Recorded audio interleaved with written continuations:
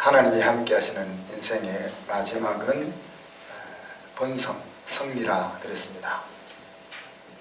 승리가 보장된 인생이라 하는 말이죠. 그런데 최후의 승리를 향하여 나아가는 과정에서도 동일하게 형통이 보장되어 있습니다. 그래서 이 두 가지 관점을 우리가 다 알고 있어야 신나게 인생을 살아갈 수 있다 했습니다. 인류 배우들은 시나리오를 먼저 읽어보고 자기가 그 영화를 찍을지 결정한다 그렇게 말합니다. 그런데 영화를 찍는 과정에서 힘드는 장면이 나온다고 해서 짜증내는 배우는 없을 겁니다. 동일한 하나님의 시나리오대로, 하나님의 계획대로 잘 진행되어 가는 것이라 그렇게 이야기했죠. 하나님은 내 생각은 너희 생각과 다르고 생명과 평안이라 그렇게 말씀하셨습니다. 짧은 우리의 소견대로 되어진다면 어떻게 보면 우리의 인생이 흥하기보다는 망하는 길로 갈 것입니다. 그렇게 요셉은 이제 부정적인 환경 가운데서도 13년이나 노출되어 있으면서 승리자로 살았습니다. 오늘 여러분이 부정적인 환경 속에 노출이 되어 있다면 여러분은 또 그렇지만 하나님께서 지금 함께 하고 계셔 라고 마음먹을 수 있겠죠. 아닌가요? 하나님이 함께 하심이 마음에 새겨진 인생은 대범한 장구의 삶을 살 수 있다는 것을 항상 명심할 수 있기를 바랍니다. 우리 계속해서 하나님이 함께 계시다는 것이 잘 믿어지지 않는 상황을 우리가 살펴봅니다. 주변 이방 민족에게 괴롭힘을 당하고 있는 이스라엘의 이야기죠. 오늘 이스라엘 백성들은 미디안 백성들로부터 핍박을 받음으로 인해서 궁핍함이 심해졌습니다. 그래서 하나님께 부르짖었다. 하나님의 도움을 찾았다 하는 이야기죠. 하나님은 산성이고 피난처고 환난날에 만날 큰 도움이라 그렇게 시편 기자가 노래하는데 왜 인생은 그런 하나님과 함께 살지 못하고 꼭 이렇게 망하게 되어서야만 곤고한 자리에 이르러서야만 하나님께 부르짖는지 참 미스터리입니다. 그죠? 사사기 시대를 단적으로 소개하면 21장 25절에 그때 이스라엘에 왕이 없으므로 사람이 각기 자기의 소견에 옳은 대로 행하였다 그렇게 얘기했습니다. 세상 왕이 없었다 하는 말은 두 가지로 우리가 생각해 볼 수가 있겠죠. 세상 나라들과 같은 왕이 없다 그렇게도 생각할 수 있습니다. 그죠? 왕이 있으면 왕이 군사를 일으켜서 나라를 보호하고 정책을 세워서 나라를 이끌어 나갈 텐데 그런 왕이 없으니까 자기 소견에 좋은 대로 행동했다 이렇게 이제 생각해 볼 수도 있고, 하나님을 왕으로 여기지 않으므로 각자 자기가 생각하는 대로 행동했다 이렇게도 이제 말할 수 있겠습니다. 하나님께서 이스라엘 백성들을 구원하셔서 그들의 하나님이 되고 그들은 하나님의 백성이 되는 구조를 만드셨지만 실제 삶 가운데서 그들이 하나님을 왕으로 여기지 않는 삶을 사는 거죠.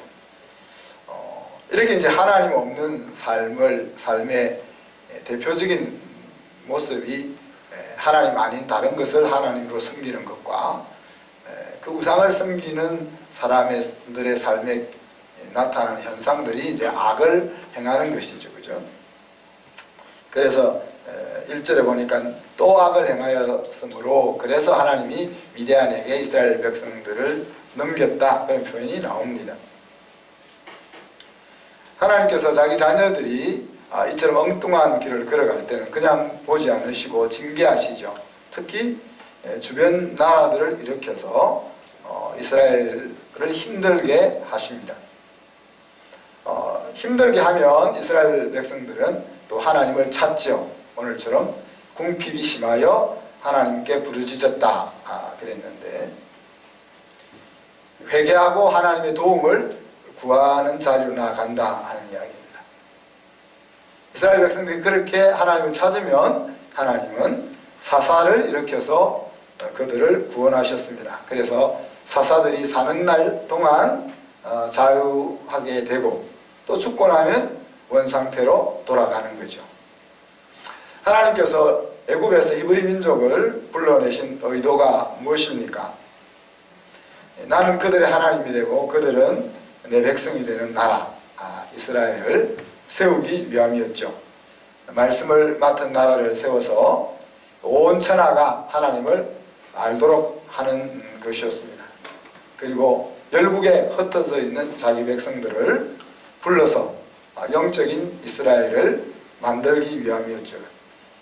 또한 반역으로 무너진 인생들을 회복해서 새로운 인생을 살 수 있도록 길을 열기 위해서 멀리 아브라함을 불러서 이스라엘 나라를 시작하셨던 것입니다.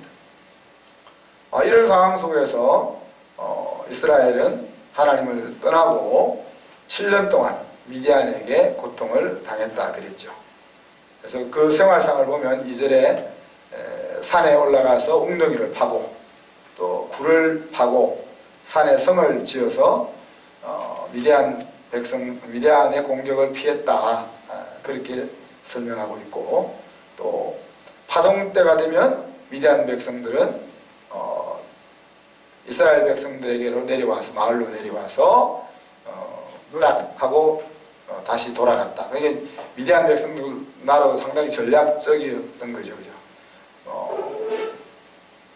매번 내려와서 그들과 함께 있어 본들 별 얻을 것이 없으니까 그들에게서 빼앗을 것이 있을 때가 되면 나타나서 빼앗아가고 이제 그런 전략을 썼던 것입니다. 이와 같은 일이 7년 동안 계속 되어지게 되었을 때에 궁핍함이 심해졌던 것이죠.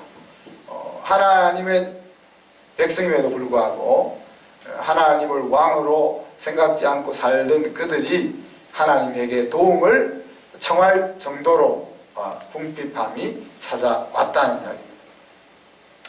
하나님 없는 인생이라는 것은 하나님의 자녀가 하나님과 함께 살지 않을 때를 이야기하죠.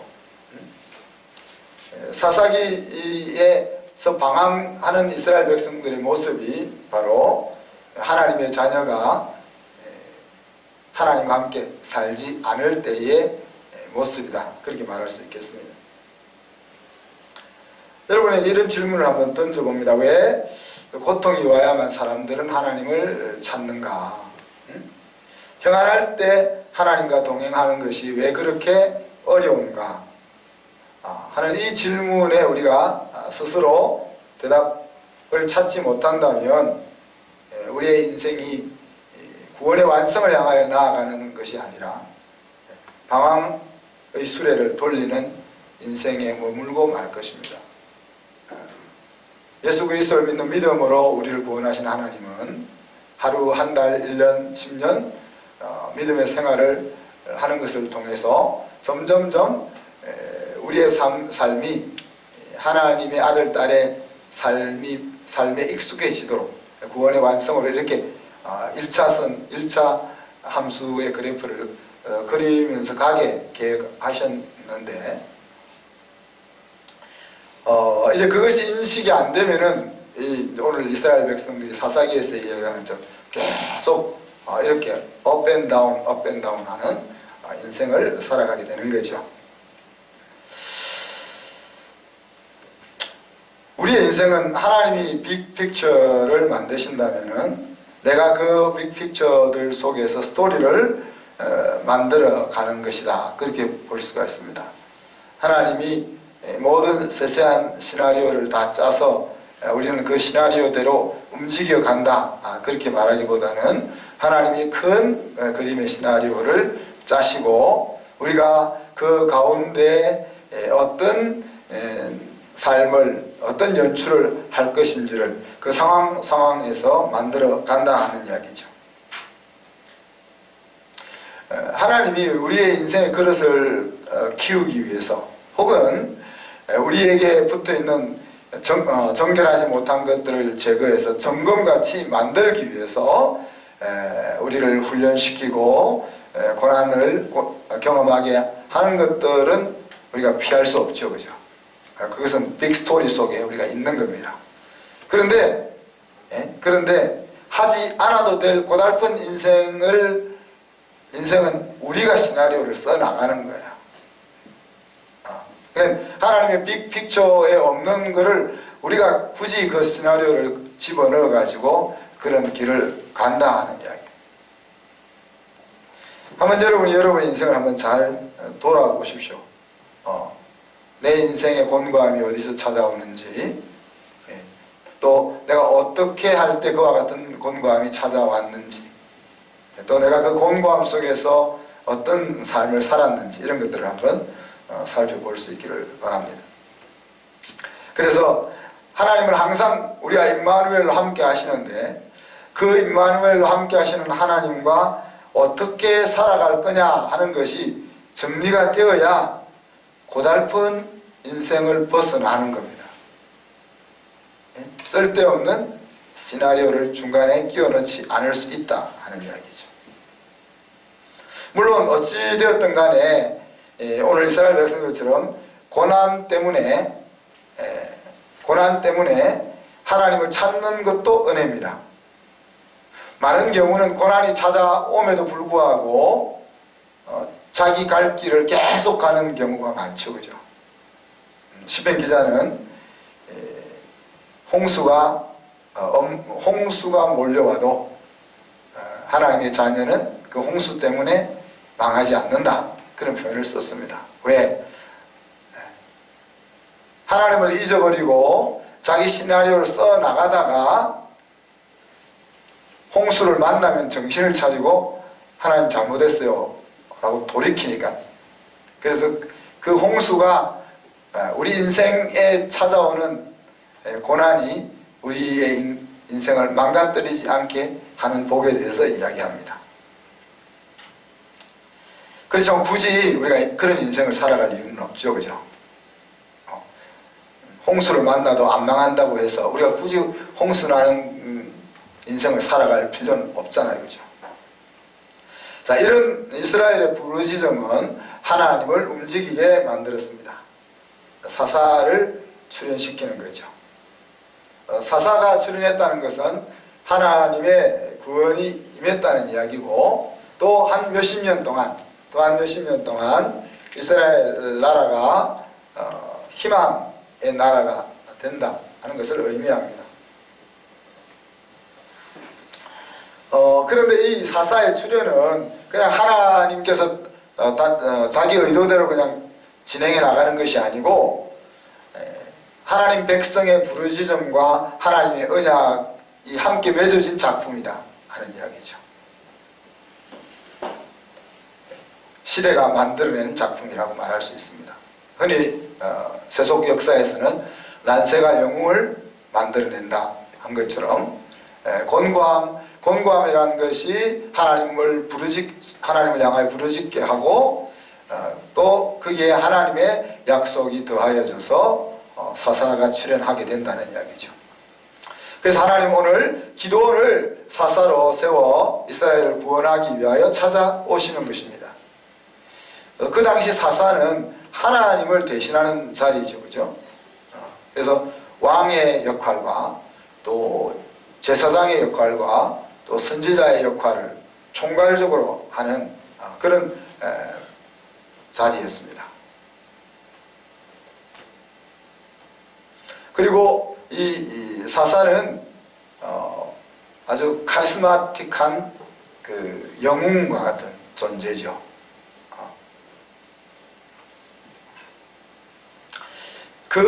기도원에게 하나님 나타나서 오늘 설교의 제목처럼 큰 용사여 하나님께서 너와 함께 하신다 그렇게 말씀하셨습니다. 하나님이 항상 함께 하시지만 이렇게 당신이 우리와 함께 하신다는 사실을 분명하게 밝힐 때가 있는 거죠. 만약에 하나님께서 여러분에게 큰 용사여 내가 너와 함께하고 있어 그렇게 말씀하신다면 여러분은 어떻게 반응하실 거예요? 오늘 기도원은 이렇게 이야기합니다. 하나님이 우리와 함께 계시다면 어찌 이런 일이 우리가 들었던 그 하나님은 도대체 어디 있습니까? 그러세요. 우리 조상들로부터 애굽에서 큰 팔로 이끌어내었던 홍해를 갈르셨던 요단을 갈르셨던 반석에서 물을 내셨던 그 하나님을 우리가 귀가 따갑도록 들었는데 오늘 그 하나님은 어디 있습니까? 이렇게 묻고 있습니다. 그런 기도원에게 하나님은 너의 힘으로 이 민족을 구원하라 그렇게 이야기했죠. 그때 기도원의 반응은 어땠습니까? 15절에 보면 나는 극히 약하고, 그러니까 기도원이 속한 지파가 므낫세 지파니까 이스라엘 지파 중에서 작은 지파죠. 그래서 내가 소속되어 있는 지파는 아주 작은 지파입니다. 그래서 그렇게 이야기하죠. 또 나는 우리 집에서 가장 작은 자입니다. 그렇게 이야기합니다. 자기 아버지는 요아스고 그 아버지가 하는 일은 우상지기, 마을의 우상지기였어요. 거기다가 기도원은 우상지기 아버지의 막내 아들입니다. 그러니까 자기 집에서도 아무 힘도 없는 그런 막내라 이렇게 이야기하죠. 그리고 기도원이 하는 일은 농장과 과수원을 가꾸는 농부였습니다. 그리고 기도원의 이런 말이 의미하는 것은 나무 베는 자, 그러니까 나무꾼 노릇도 했다. 우리가 그렇게 생각해 볼 수 있죠. 흔히들 기도원을 이야기하면서 하나님이 부름을 받았을 때 기도원은 겸손하게 하나님 앞에 나아갔다. 그렇게 이제 설명하기도 합니다. 근데 자세히 보면 기도원이 겸손했다기보다는 하나님에 대해서 마음이 상해 있었다. 그렇게 보는 것이 더 맞는 것 같아요. 다르게 이야기하면 하나님에게 삐져 있었다.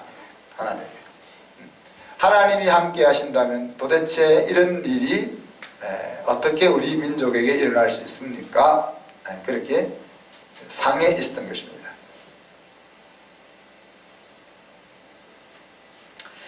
자, 그런데 그 하나님이 자기를 통해서 이스라엘을 구원하시겠다고 하니까 17절에 보면 그렇다면 증거를 보여주세요 이렇게 나오죠. 그래서 고기와 국을 준비해서 하나님의 사자를 대접합니다. 국과 고기를 대접하면서 기도원은 생각을 했겠죠. 이 사람이 정말 하나님의 사자라면 이 국과 고기를 안 먹을 거야. 그렇지만 이 사람이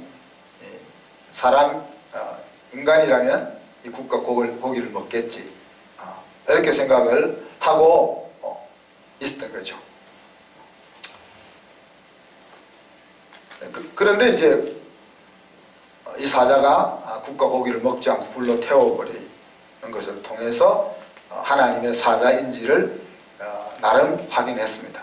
그 방법이 맞는지 안 맞는지 모르지만 하여튼 그렇게 해서 그는 이 사람이 하나님의 사자다 하는 것을 알게 되었다는 거죠.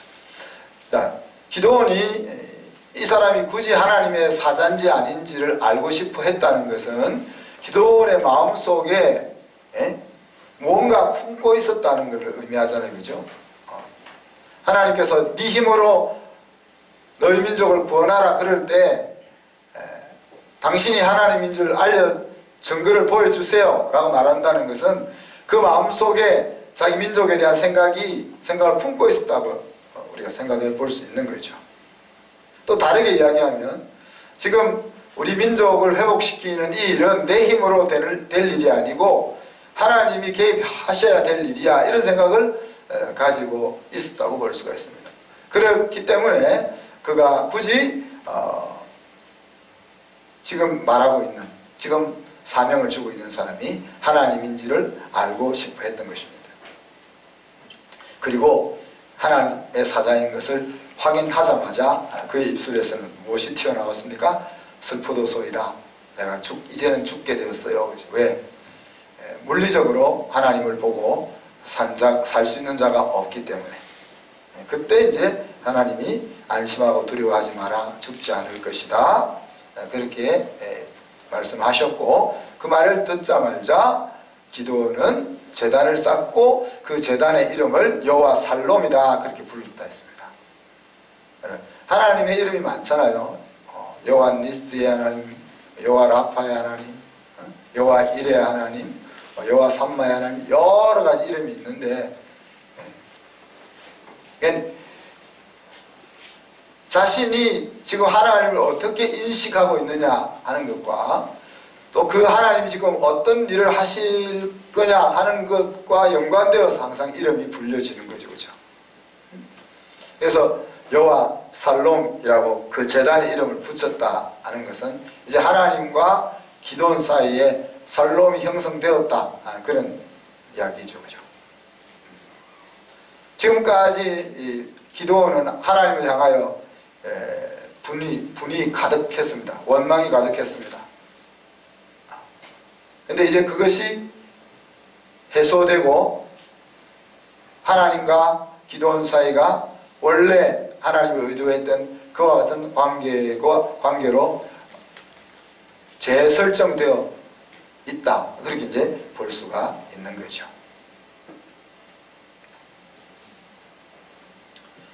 우상지기의 아들 기드온이 어떻게 이런 생각을 할 수 있었을까 하는 것을 생각해 보면 정말 하나님은 인생을 역전시키시는 분이다 하는 것을 우리가 볼 수 있습니다. 아브라함도 역시 그 아버지 데라는 우상을 조각해서 팔아서 먹고 사는 사람이었습니다. 하나님은 그런 사람을 불러서 믿음의 조상으로 세웠습니다. 예수님의 계보도 마찬가지죠. 예수님의 계보를 보면 이방 여인 룻이 예수님의 조상, 기생 라합이 예수님의 족보에 올라가 있습니다. 그리고 다윗을 범죄하게 했던 바세바가 예수님의 족보에 올라가 있죠. 그런 예수님의 족보가 순결한 족보가 아니라는 이야기죠. 그런 것들을 보든지, 또 하나님께서 내 마음에 합한 왕이라고 일컬었던 다윗, 그 다윗은 집에서 아들의 존재조차 없는 막내였던 것으로 생각해 볼 수 있습니다.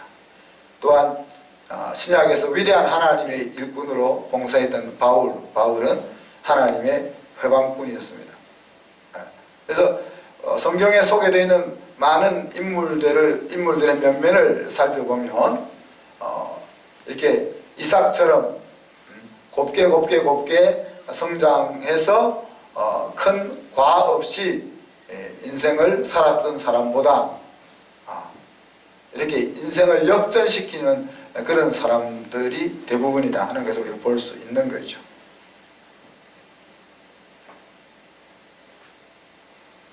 그런데 이제 이 인생을 역전시키는 이 부분에 있어서 좋은 면이 있는가 하면 또 아쉬운 부분이 있습니다. 특히 이제 기드온 같으면은 이스라엘을 구원하고 나서 이제 이스라엘을 다스리잖아요. 다스리는 과정 속에서 배운 것이 부족하니까 그 모습이 또 그대로 나라를 다스리는데 나타납니다. 그래서 우상을 백성들이 우상에 빠지는 빌미를 제공하는 일을 또 기드온이 하죠. 우리가 학교를 운영하게 되는 이유 중에 하나도 거기에 있습니다.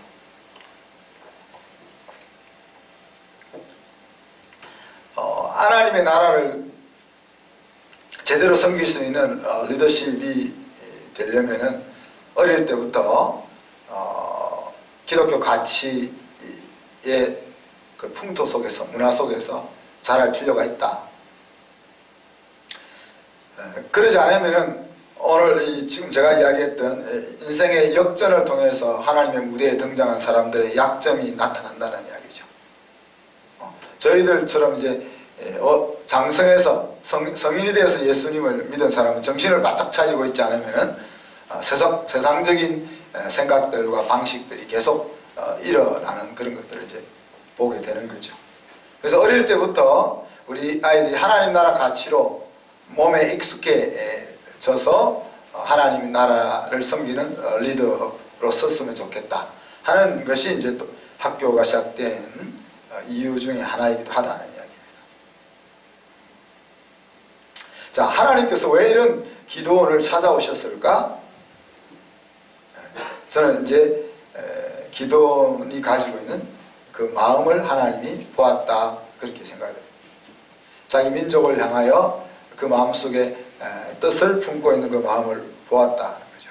그리고 하나님을 찾고 있는, 하나님을 추구하고 있는 그를 보았던 것이다. 그래서 묵상지기의 아들이고 나무 패며 농사 짓는 그런 촌부이고 또 이런 사람이 기드온이었지만은 하나님에게는 그런 것이 문제가 되지 않았고 오늘 설교의 제목처럼 하나님 그를 큰 용사로 보고 있는 것입니다. 자, 여러분을 한번 돌아보세요. 여러분 기드온보다 낫지 않습니까? 여러분 적어도 우상지기의 아들, 딸은 아니죠. 나무를 패고 먹고 사는 사람들도 아니죠. 기드온보다 부족한 것이 있습니까, 여러분들?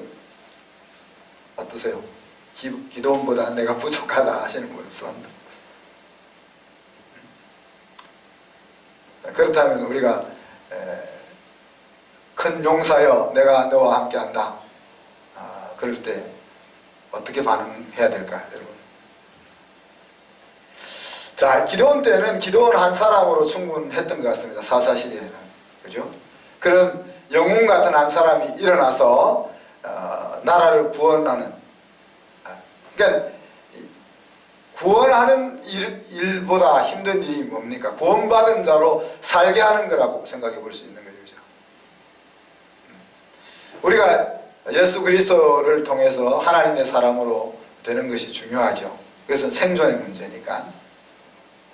그런데 하나님이 생각하시는 것은 단지 우리가 구원받고 천국 가는 것이 아니라 구원받은 자로서 영생을 누리며 풍성하게 사는 것이죠. 근데 그것은 긴 시간과 수고가 요구되는 더 힘든 길이라고 볼 수 있습니다. 그래서 오늘 기드온과 같이 영웅 같은 한 사람이 일어나서 민족에게 자유를 주는 일은 훨씬 쉬운 일이죠. 그렇지만 그 자유를 얻은 민족이 하나님을 왕으로 생각하며 그렇게 살아가게 하는 것은 더 큰 과업이다. 오늘은 어떻습니까, 여러분? 믿음의 대통령이 나온다면 이 나라가 구원을 얻을 수 있을까요?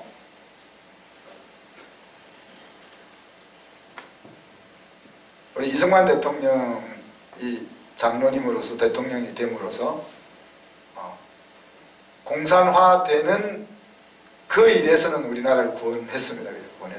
그러나 우리나라가 하나님 안에서 바로 세워지는 그런 나라가 되기까지는 못하신 거죠. 그 다음에 우리 김영삼 장로님. 김영삼 장로님은 뭘 하셨을까?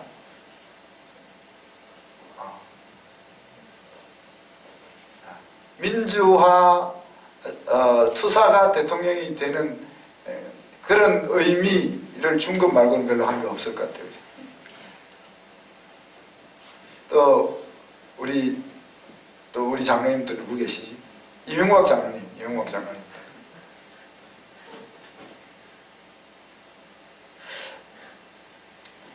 만약에 오늘 여러분 가운데 누군가 한 사람이 대통령이 된다면 오늘 이 나라가 구원을 얻을 수 있을까?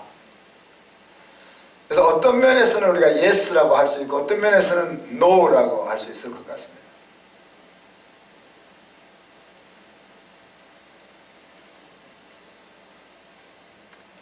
앞에서 설명드린 것처럼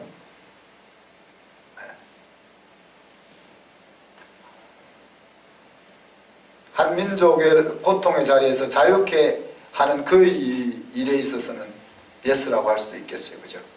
또 한 사람이 가지고 있는 잠재력을 생각하면 yes라고 할 수 있습니다. 제가 항상 강조하는 것이 한 사람의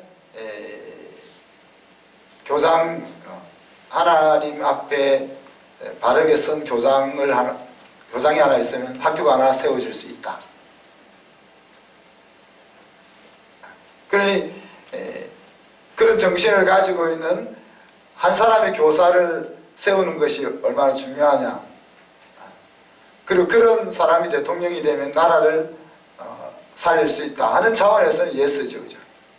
그런데 그렇게 건진받은 나라가 하나님의 복을 받고 열국의 축복의 통로가 되는 나라가 되기 위해서는 수만 명의 팀이 필요한 거죠.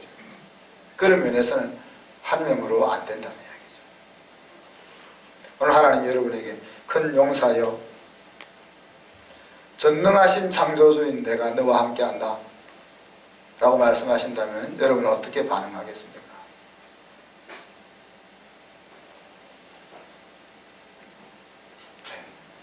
이 부름 앞에 수만 명의 그리스도인이 기도원처럼 일어나야 사실 오늘 이 민족에게 소망이 있는 것이죠.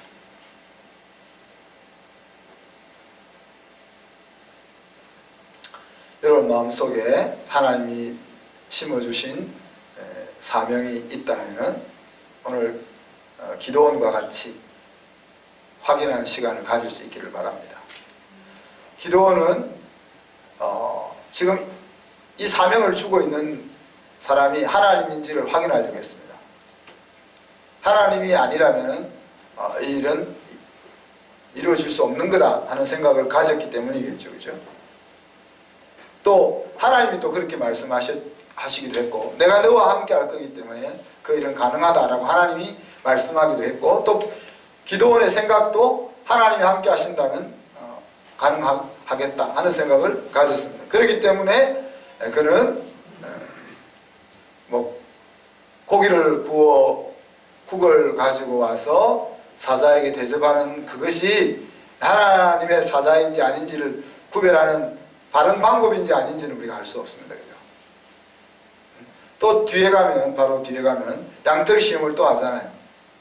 양털을 가지고 이슬을 내려라 말아라 하는 그 방법이 하나님의 뜻을 묻는 바른 방법이라고 말할 수는 없습니다. 그런데 하나님이 그 방법을 기도원이 제시한 그 방법을 그게 사실 말이 안 되는 방법이지만 하나님이 들어주시잖아요.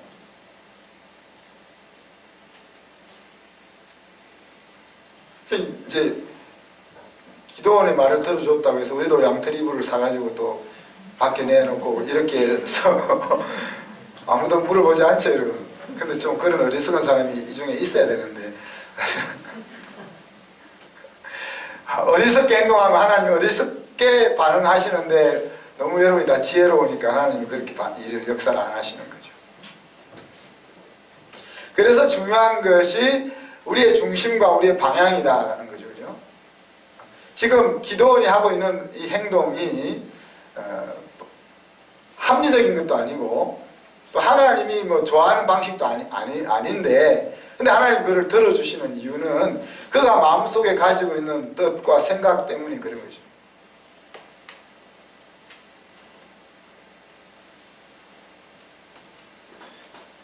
여러분의 마음속에 하나님 주신 소명이 있다면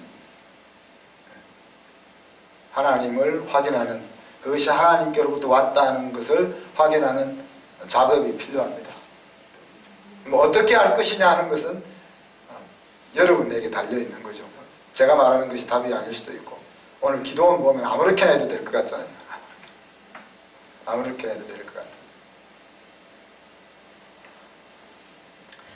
자, 이렇게 하나님을 확답하고 난 기드온의 첫 행동은 무엇이었습니까? 바알의 제단을 헐고 아세라 목상을 찍어내는 것이었습니다. 자기 집안에서부터 자신의 태생적인 약점을 넘어서는 일을 먼저 하고 있다는 거예요. 이스라엘을 미디안 손에서 구원하라 하는 사명은 주셨지만 구체적으로 어떻게 해야 될지 전략과 방법에 대해서는 하나님이 말씀하지 않으신 때입니다. 그렇지만 기드온은 자기 민족이 오늘 이렇게 무너져 있는 이유가 하나님을 버리고 우상을 섬기는 일로부터 시작되었다 하는 것을 인지하고 있는 거죠. 그리고 그와 같이 나라가 망하는 그 일에 자기 집안과 자신이 또한 연루되어 있다는 생각을 가진 겁니다. 자기 집에 모시고 있는 우상 단지 하나를 부순다고 해서 세상이 달라질 것은 아니겠지만 그 일부터 기드온이 시작하고 있다는 겁니다. 이 일을 통해서 기드온은 여룻바알이라는 별명을 얻죠. 바알과 다투었다 하는 의미입니다. 이제 백성들에게 자기의 존재를 알리고 미디안에게 자신을 알리는 계기가 된 것이죠. 말씀을 마무리합니다.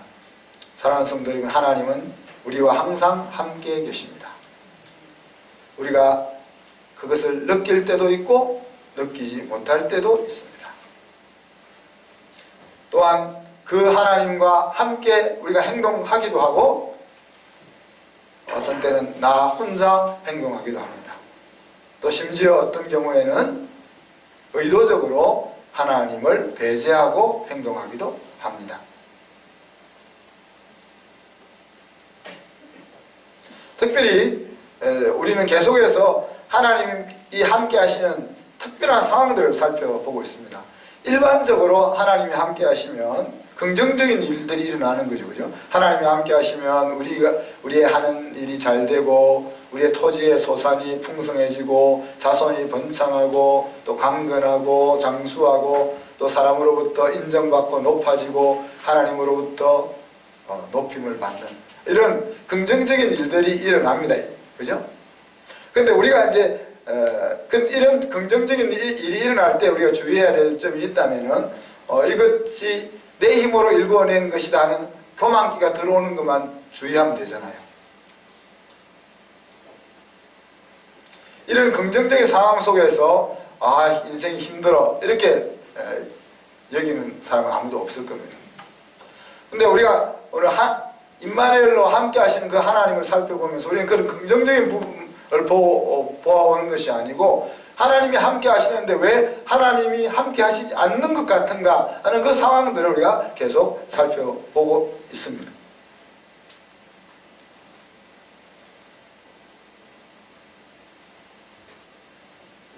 하나님의 자녀들이 앞에 이야기했던 구원의 완성에 이르기까지는 많은 스토리들이 필요하죠. 그죠?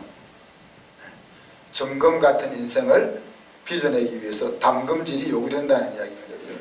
그래서 심지어 의인에게는 고난이 있다 정도가 아니고 고난이 많다 그렇게 말하고 있고, 사도 바울은 너희가 영광을 얻기 위해서 고난도 받는 것이 당연하다 그렇게 이야기했고, 베드로 사도는 믿음의 연단이라는 표현을 쓰기도 하는 것입니다.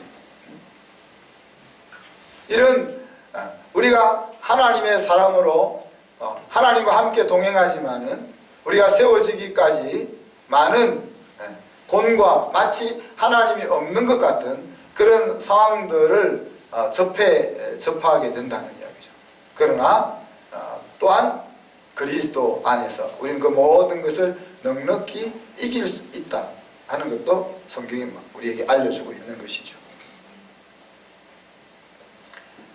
선하신 하나님에 대한 지식, 그 지식이 우리 마음속에 충만할 때 우리는 곤고한 상황이라 할지라도 힘찬 인생을 살아갈 수 있게 되는 것입니다.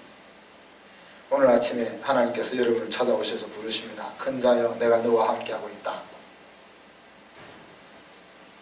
그렇게 말씀한다면 오늘 기도원이 하나님과 자기 사이에 해결해야 될 샬롬에 이르기 위해서 해결해야 될 일이 있었던 것처럼 하나님이 여러분에게 찾아와서 큰 용사여 내가 너와 함께하고 있어 라고 말할 때 여러분이 하나님께 삐쳐있는 부분이 뭐냐, 하나님과 샬롬이 형성되기 위해서 여러분이 확인해야 될 부분이, 하나님으로부터 확답을 받아야 될 부분이 무엇인지 한번 생각해 보십시오. 기도원은 이방 사람들에게서 노략당하고 있는 이 상황에 대한 하나님의 답을 들어야 했습니다. 그죠? 조상들로부터 수없이 들었던 그 위대한 하나님, 그 하나님이 도대체 어디 있는지를 보아야 했습니다. 그것이 해결이 되어야 하나님과의 샬롬이 회복이 되고, 그래야 사명이고 무엇고 하는 것이 중요하게 된다는 이야기죠. 하나님을 믿는 상황 속에서 하나님 때문에 여러분의 마음이 상한 부분이 도대체 뭔지 한번 깊이 좀 생각을 해 보십시오.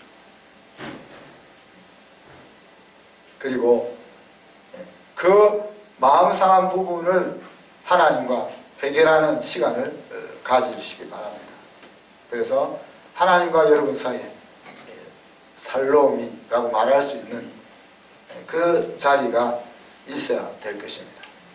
그리고 그 출발점은 오늘 기도원이 민족을 구원하기 위하여 큰 계획을 세우기 전에 먼저 자기 집안의 우상을 부수는 것에서 부수는 발걸음을 내디딘 것처럼 우리 집에 있는 불신앙의 흔적을 제거하는 일부터 우리가 시작해야 될 것입니다.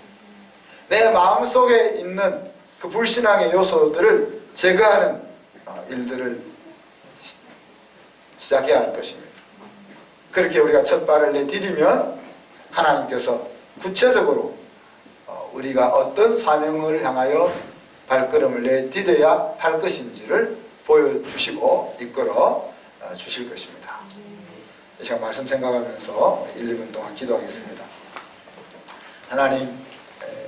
하나님께서 우리를 기도원처럼 보잘것없는 자리에 있지만 우리를 큰 자여라고 부르시고 우리에게 사명을 주시기를 원하시는데, 하나님께서 주시는 그 사명을 깨닫고 사명자로 살 수 있게 주시옵소서.